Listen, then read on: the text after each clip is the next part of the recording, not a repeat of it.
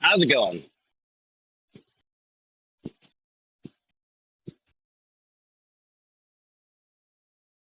Idaho, Nebrino. Rock bottle on the track, boy.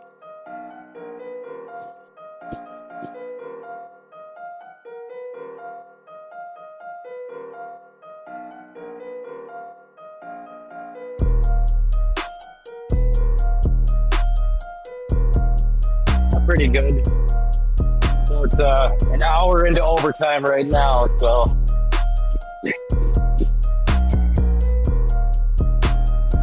yeah, man, Discord really helped being able to talk through overtime.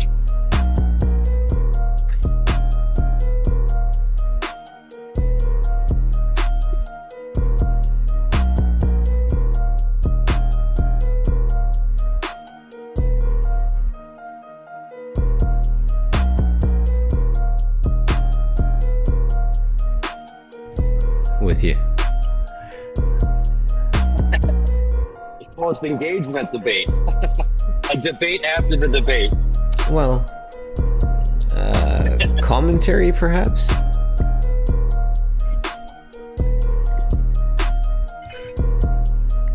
Yeah, I showed my fiance the intro and the closing. She thought it was pretty funny. Yeah, it was really well done, dude. You're very creative with the little jabs. It's well done. I appreciate your humor. So, what's the trip coming up? What's going on? We're going down to we always go on at least the last 3 years. We've been doing a road trip on our anniversary, and This year we're going down to Bucking, Tennessee. We're going to be right across the border in North Carolina to camp for 4 days, and then we're going to drive to Myrtle Beach in South Carolina and stay there for 3 days, 2 nights or something. Awesome. Yeah, it's really fun with the kids. Like, they love the shit. Yeah, I never got to do road trips. That's good, man. Good times. Very, very good times. Alright, I'm gonna launch into this.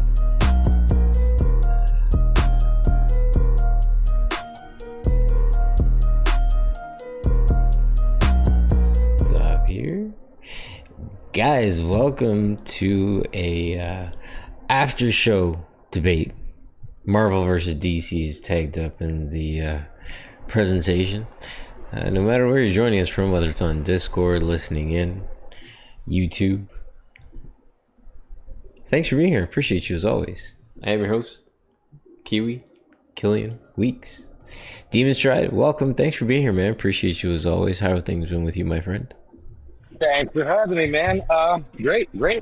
Glad to be here. Awesome, fantastic. I see Jackie in the chat as well. Thanks for being here, Jackie. Appreciate you as always. Welcome. So I've got the share queued up. If you guys let me know, I hope audio will be coming through okay and we can stop it and chat if need be. But the goal basically is just to crunch through the 20 minutes on the clock with Demonstryde and I. And then we have a couple questions that are on the table for discussion as a follow-up that have been posted in the chat. So Demonstryde and I will throw the ball around, and whoever's here for comment, feel free to jump in accordingly. But without further ado, let's jump into it. The topic on the table tonight is Marvel versus DC. All right. So this is this even a debate though? You know, when you look at the kind of characters that DC has to present, you're like, yeah, I guess, right? Like these goofy guys, like they can tell a good story, you know, like good guy goes after the bad guy. But when you have like real superheroes to compare them against, they pale in comparison. Like, well, here's just one for starters. This is Matter Eater Lad and Blockade Boy. If you can see here, they're trying to escape a prison, and he's gonna eat his way out. It's top-notch DC material right here.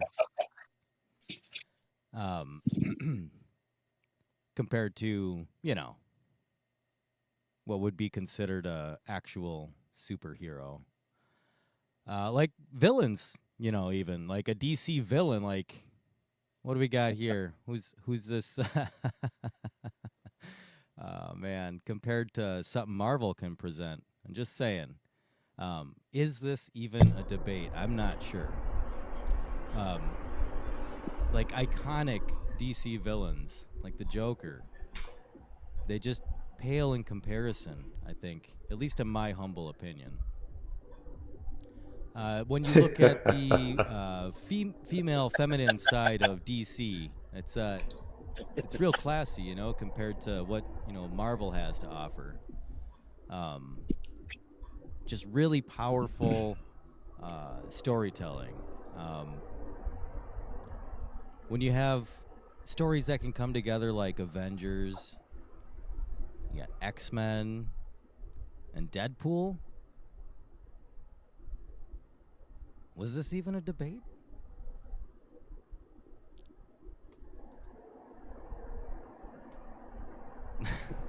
I'll pass it off to you. Well, I thank you so very much for the amazing, let's say, straw man of the side of DC, and you're picking up Tunnel Eater, the DC character. Well done, my friend.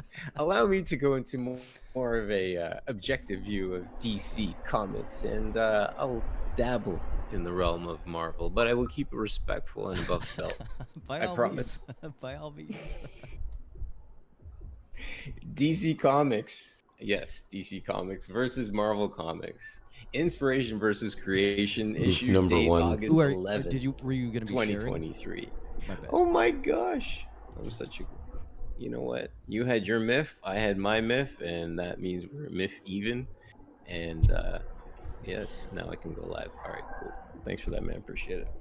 So yeah, DC Comics by your host, Book of Killian. That's me. Welcome, welcome. So DC Comics versus Marvel Comics. Inspiration versus creation. Issue date August 11th, 2023. Thanks for being here, friends and family, folks. As always, so the few topics I'm going to be touching on this evening, Marvel versus DC, the quote rivalry, if you will, is the formation, Captain Marvel, Justice League, and by the way, demonstryde, thank you so very much for putting up that screenshot of your movie character, Captain Marvel, and the DC implosion, and then the movies. So in the 1930s, to be exact, 1939, you had the first issue of Detective Comics. DC then was known as Detective Comics. Marvel was known as Timely Comics, and that again was in the late 30s, early 40s. With the development of DC, you had Superman, Batman, Aquaman, which was the first Lord of the Sea, later mimicked by Marvel. Then we have our friend Green Lantern, the alien guy, top right hand corner. Vision. I think it's His name is Vision. Yeah, and then we got Wonder Woman, of course. So World War II was happening between the years of 1939 and 1945, and it gave people a bit of an escape from the real world. It gave them a way to connect and read these comics, whether you were 10 years old or you were 40 years old. By the 1960s, Marvel was the quote liberal side, and DC was the conservative platform of comic books. DC's most famous superhero is Superman, who's considered the first American superhero ever. Batman is a close second. Of course, you got the villains, including Joker, Harley Quinn, Riddler, Penguin, Catwoman, fan favorites, of course. And you've got the crossovers with different series. You've got the movie developments that all happen off of each of those character bases. Now, the most famous superheroes I outlined in my prior slide was Superman, outlined in 1938 in Action Comics issue number 1, him lifting that green car. Now, what's interesting is, as a comparison, to take the development of Superman and look at the comparison, if you will, which would be Captain Marvel. But let's double back and see what the history is of this Captain Marvel. Now, Captain Marvel was developed by Fawcett Publications. First issue was shown in Wiz Comics. It was basically a child that would say the word Shazam. It could transform into a grown adult that had the abilities to fly and other amazing feats, just like your boy Superman. And now what happened was the copyright on Mr. Shazam just expired, and then Captain Marvel was born through the Marvel universe. Interesting. Yeah, the original and then the copy followed suit. Then we have the Justice League, formation of superheroes. You got Superman, Batman, Aquaman, Flash, Wonder Woman. And then you've got the formation of the Fantastic Four, which came about shortly after. Again, we have the original and we have a copy. Then you got the, as I stated earlier in our intro, the comic implosion back in 1978, where the Kinley National Corporation began buying companies. They picked up DC, Warner Brothers. They developed a Warner Communication Company. And then you had the development of the Superman and Batman movies, which demonstryde pictured earlier with our friend Arnold Schwarzenegger playing the role of Sub-Zero. Big oof. Now, what then happened was you had Disney to buy Marvel for $4 billion. Walt Disney Company will purchase the comic book company behind X-Men and Spider-Man, as stated in the title, as I read the title to you, of course, because everybody here can read, right? Right, but I needed to read it to you to make it awesome. So you had the birth of Warner Brothers and Disney, and of course, this last Joker movie that we all saw. And then we look at the actual movie comparisons that now we can look at. The movie corporations have been developed. Now they're in place. And now we can actually look at the movies versus the movies to keep the level playing field. Or as I like to outline, Mr. demonstryde pointing out comics versus movies. That was not a fair comparison at all. So what I'd like to show here is that the Avengers, Marvel Avengers on the left-hand side, you've got Mr. Tony Stark that can shoot laser beams from his palms. Awesome. And then you got the Justice League, Superman, Batman, Flash, Wonder Woman, all doing their thing. And really, we know that the box office was absolutely smashed by the Avengers. Great movie. Got all the special effects and whatnot. But the Justice League just had that brooding human feeling. It felt real. So my major thing to look at when I start looking at characters and how they develop through stories, and then what happens with the writers? How do the writers then recover from disasters? So what are the disasters? So we take Superman. He's the OG superhero. He's the man. He can fly, shoot lasers from his eyes, bend steel, do all these crazy things. Now, who is the guy that ultimately beats Superman? Because, like, if you got the baddest superhero, and then there's a person that can kill him, villain can kill him, well, that's the guy that we need to know about. He's the most important part. So, cue Doomsday. Doomsday was the dude made of kryptonite, which is the thing that Superman can't deal with. It's his weakness. And he was the dude that ended up killing Superman. Big giant beast of a man, had bone coming from his head and all kinds of craziness. So you look at the disaster being Superman's dead. Okay, writers, what do you do? How do you recover from said disaster? Well, cue the four Supermen. You notice that there's a certain legacy that's maintained. There's no crazy offshoot storylines, anything like that. The theme is maintained within the introduction of these four superheroes, which ultimately led to the development of four separate storylines. But the essence of Superman was still contained within each one of them as you found out who the real Superman was. Because yes, that was part of the quest. Find out who was the real Superman. Then we take number 2, Batman. What was his disaster? Well, his back got broken, busted in half by that man Bane. We all know that. Whether we've seen the movie, read it in the comic book, we saw Bane break Batman's back. So again, in the comic book, scene, how do you recover from that disaster? Writers, what do you do? What do you write about? Well, this is what I found interesting, and this is actually one of my favorite characters in comic book. It's our comic book history. Q Azrael. Now, the character assuming the role of Azrael was a member of a group of assassins who were already created by the Order of Saint Dumas. What's interesting about the Order of Saint Dumas was they operated within Gotham City within the comic book, but the Order of Saint Dumas is also originally part of the Knights Templar, and the Knights Templar is actually an IRL thing that exists, which I thought was interesting. So Bane breaks Batman's back.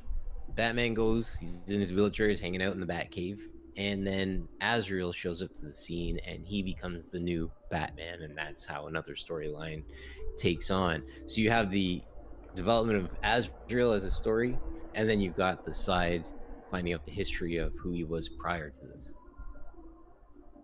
In concluding, what I like to say is DC Comics, I'm going to read these notes to you, damn it. Legacy rich Batman, Superman, honoring the past while developing future storylines. The collaboration stories all seem to just flow. DC heroes have a human depth versus a commercialized appeal.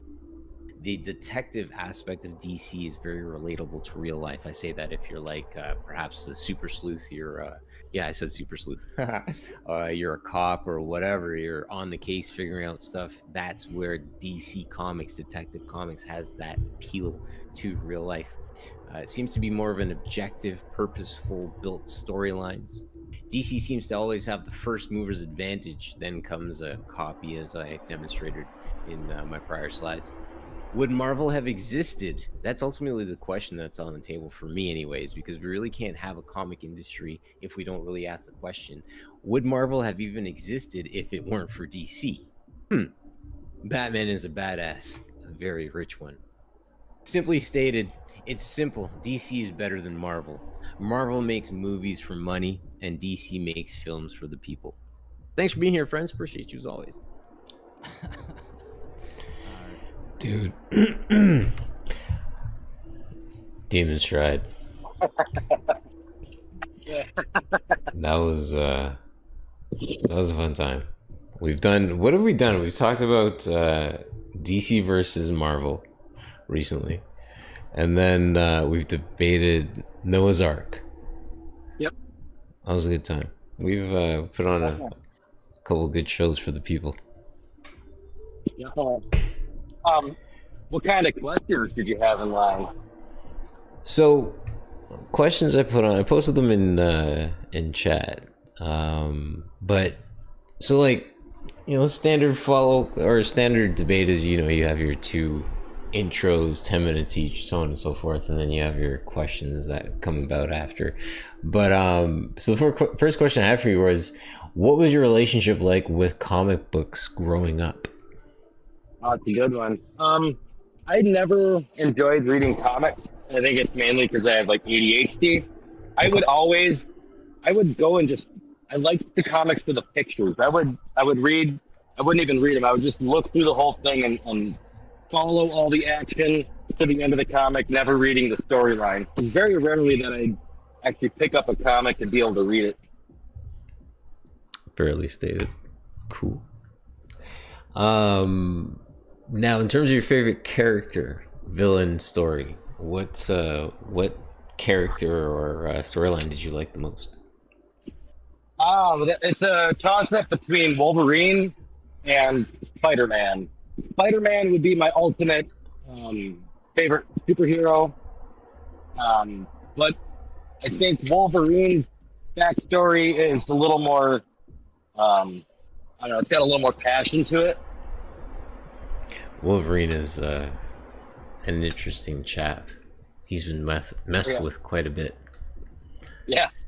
An experiment with adamantium. He's like the ultimate conspiracy theorist, but like with proof. Nicely. Yeah, he's a walking example of it, right? Yeah. And next question up for you was, what would be your most objective statement about comic books? Whatever hits you first. It's a very open-ended question. Yeah. The first thing I guess I'd think about is people are very opinionated about the comics versus movies or cartoons, I should say. Um, it's really interesting too because this like nowadays, a lot of the people that are referencing the comics never read them. What they did was they watched a YouTube video explaining the story arc of a storyline, and so that to me I'm a little intrigued by people wanting like to have that cred of like, oh, I read this comic or that comic when it was out, and at least it appears like they never actually did. Okay. Next question up for you is, who holds the quote God role in your comic book world? Stanley. Pardon me? Stanley. Stanley? Okay. Creator. Stanley, yeah. Okay.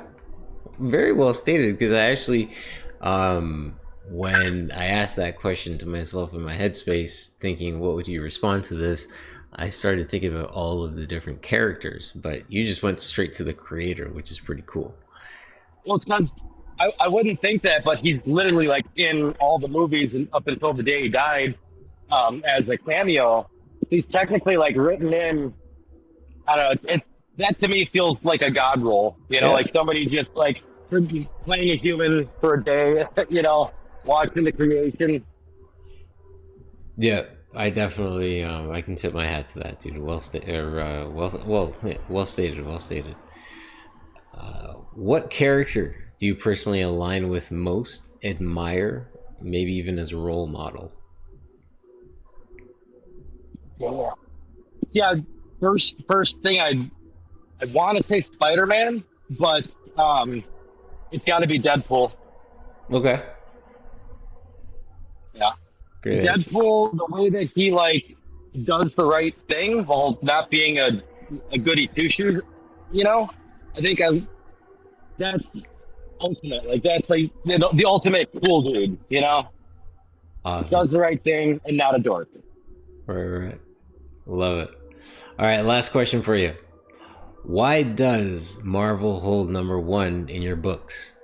Objectively, is there something that you can point to and say, hey, this is the reason why?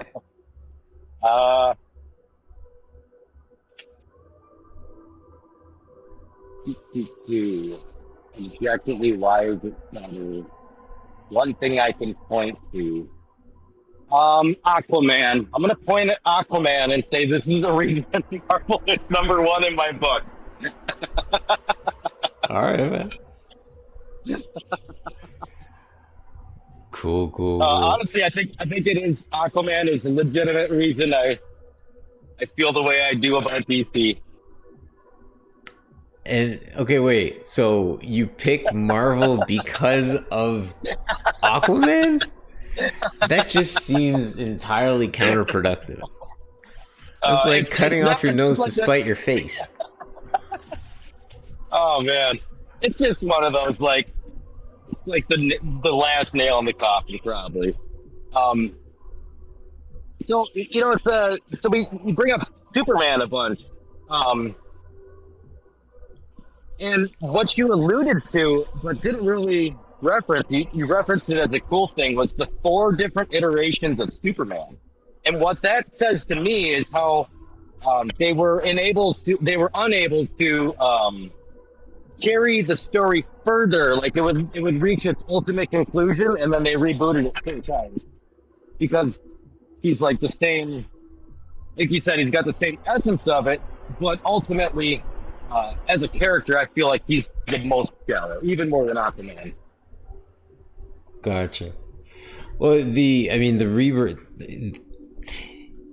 collecting comics at that point in time when Superman actually died was pretty cool, because I was like really in the midst of all of it. I think it was like 13 or 14 years old, and the novel came out. So it was like a 1,000-page novel of Doomsday and how he like legitimately, well, as for a novel, killed Superman. What was interesting is I said within the confines of the debate is like, again, how did they reboot? And then with that, you learn about, again, these 4 different characters, but one of them ends up being the real Superman. His soul was repurposed and rebooted, as you very well stated in your lead up to this, into this one that was from ultimately Krypton, which is again cool because it introduces the idea of the afterlife, God mode, all these different things. But again, it's a comic book, and it's the original creation story. Why do I love Superman? He's the dude that ultimately, to me, was the original. He was the dude in tights with the cape that could do all the stuff that you always could align the virtues, sentiments, and qualities that a superhero should have and can do. Like, he was number one for it. Right. What I absolutely love is that, as you said earlier, with Deadpool, he seems to always do the right thing. And he does have that patriotic essence about him. He's got the red and blue going on. He misplaced the white for the yellow, but we won't hold that against him completely.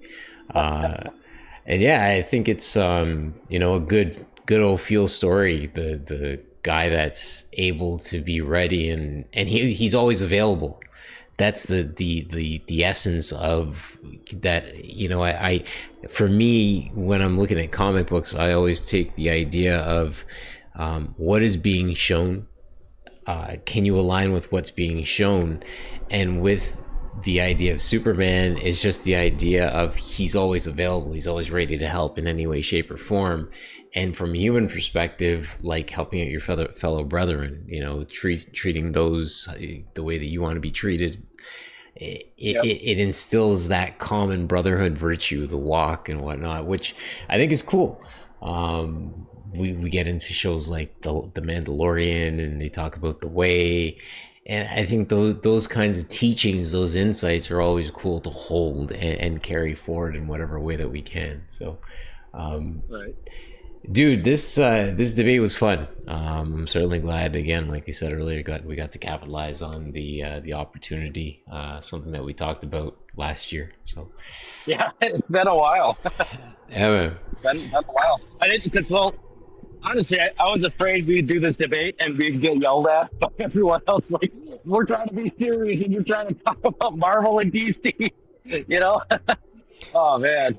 No, I think, well, what was super cool is that you and I seem to just, no matter what approach we take to this, we seem to just bring our flavor to it, and it's complementary. I was concerned. I'm like, well, we really didn't set up a format. What are we going to talk about? We can talk about sales at the box office, but it just naturally, organically took its flow and format.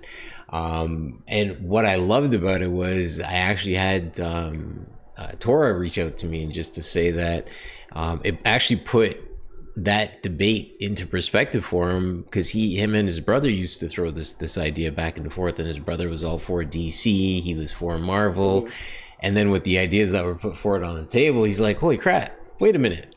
So it's just that space that we like to create. Jackie hit me up with a comment following that, she thought DC was cool too, and for me, it's we grew up with that. And I think the big thing is, to be like a child, to be able to just go back to this stuff and throw the ball around. And I don't think it's a bad thing ever at all. It reminds us we're human.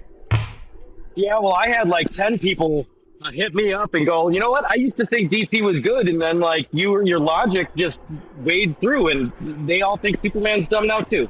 Nice. I love it. Well done. No way. Right. So the Superman thing, I don't think we touched on this. Wasn't the creation of like a couple kids in like the 20s or something? Like they were it was during wartime, I thought, and they were like coming up with this like the idea of Superman, and that was essentially sold off to DC or whatever. That I did not look into. Yeah, because I remember seeing that a long time ago, and I thought that was really interesting. Like they had a really simple concept or whatever of, you know, he was essentially what you're saying. He's a guy who's always there. They were, at the time, they just needed a hero, you know, and these kids made one. And that's what rang true when I showed that clip, how it related to the timing with the war. I think it was 38 to 45, and comic books came about in the 39 or in 39 with Action Comics. Yeah. It's that, you know, to look at the question, why does, so for me, the question would be, why does DC hold number one in your books objectively? I go right back to that time where people needed unity. People needed something to bring them together that wasn't related to war. People needed a patriotic being. Superman came about, and then you had Captain America, right? And you had Captain America, born to Marvel, who was kicking in the teeth of the Germans, you know, fighting Red Skull. He had the Nazi symbol on his shoulder. Like, it was legit stuff. So people needed to see that stuff. And for me, when you look at something like comic books brought people together, then I'm going to double down on that observation and ask you, who started the comic book movement? And I'm going to, that on print, DC was first. And that is amazing to me. So looking at that, go ahead. So as a Marvel guy, I cringe at the word Captain America. Like, that is, to me, it is one of the worst movies, one of the worst storylines, I think, that we've had. I mean, I get we needed it at the time, but for him to continue to where he's at now, and man, all the movies are fucking cringe. I have to walk through them, like power walk through them. Or sometimes like I was showing the kids the entire, Marvel lineup. We were trying to watch some of the last ones, and they hadn't really seen many of them. Right. So we're going through, and we finally get to the Captain America ones. And I just went online and we watched the synopsis versions where it's like 10 or 20 minutes long, and it shows all the key parts. I love it. Yeah. But yeah, I remember Superman dying when I was a kid. That even reached through the filter that was in front of me. I saw that. I remember being like, "Whoa, he died? What?" And he had like cool, like fucking, he had cool, like green neon sunglasses or something. I remember it was on the cover. Yeah. So that would have been the dude from Krypton. So there's like the guy made of steel who ended up being a black dude underneath it all. There was the Superboy, or the teenager. Then there was the cyborg, and then there was a dude from Krypton, and that's the dude with the glasses that you're referring to. But with like collecting, just at that point, there was, Batman and Breaking His Back, and Azrael, with the reboot and stuff. Like, these are the things but it's all what appeals to you on a personal level. Like, there's nobody that can sit here and tell you that at 13 years old, 14 years old, anything's better than anything else. The thing that's best to you is the thing that's best to you in the instance when you're viewing it, period. So you really enjoyed the comics. You didn't have any problem just sitting there and first reading that tiny little square box at the top that's setting the context before you just bump right into reading what they're trying to talk about. Like, it was always such a struggle for me to just get through the format of a comic. Nah, dude. You crazy? I wasn't reading all that text. I read the front, I read the back, I read a couple pages in between. I built the story from kind of, looking at the pictures and stuff. And I'm like, hey, cool, that guy's in handcuffs, he's a bad guy, that's no good. Oh, wait, this guy's going off. Oh, Superman's flying. Oh, we knocked him in his mouth. Like, that's the kind of stuff, right? But the underlying aspect of it was, I knew I needed number 1, and I knew I needed up to number 10. and I knew like the storylines that were interesting to me.